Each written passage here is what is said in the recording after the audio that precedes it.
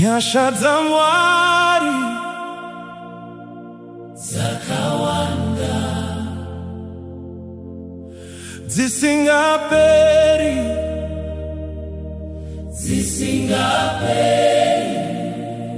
Nyasha za mwari zakawanda zinondisimudza zuva nezuva.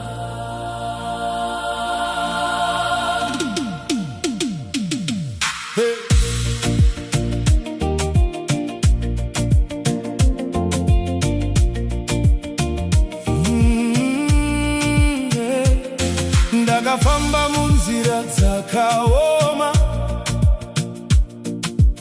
ndichitakura marwadzo, asi ruoko rwaMwari rwakaramba rwakandibata.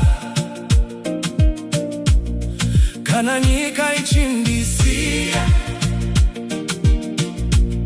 vanhu vachindiramba,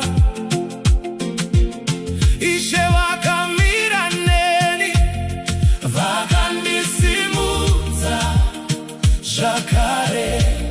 Ndaiti ndaperewa, ndichiti ndaparara, asi nyasha dzaMwari dzakandisimudza. Nyasha dzaMwari dzinondisimudza kana ndadonha pasi.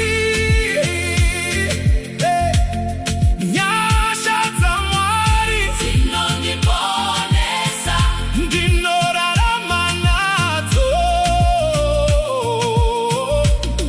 Nyasha dzaMwari hadziperi, dzinonditungamirira kubva nhasi kusvika mangwana.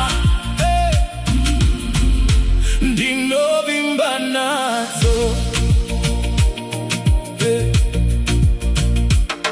Pandakanga ndisina tariro, Ishe vakandivhenekera. Rima rakabva rapera, chiedza chikauya. Ndakachema misodzi yakawanda, ndichifunga kuti ndapera, asi nyasha dzaJehovha dzakaramba dzichindifukidza. Tinoti makorokoto Jehovha, maita basa Baba. Nyasha dzenyu hadziperi, tinokurumbidzai. Tinoti makorokoto Jehovha, maita basa Baba. Nyasha dzenyu hadziperi, tinokurumbidzai.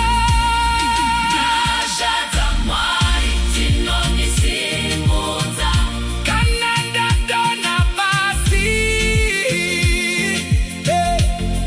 Nyasha dzaMwari dzinondiponesa, ndinorarama nadzo. Nyasha dzaMwari hadziperi, dzinonditungamirira kubva nhasi kusvika mangwana.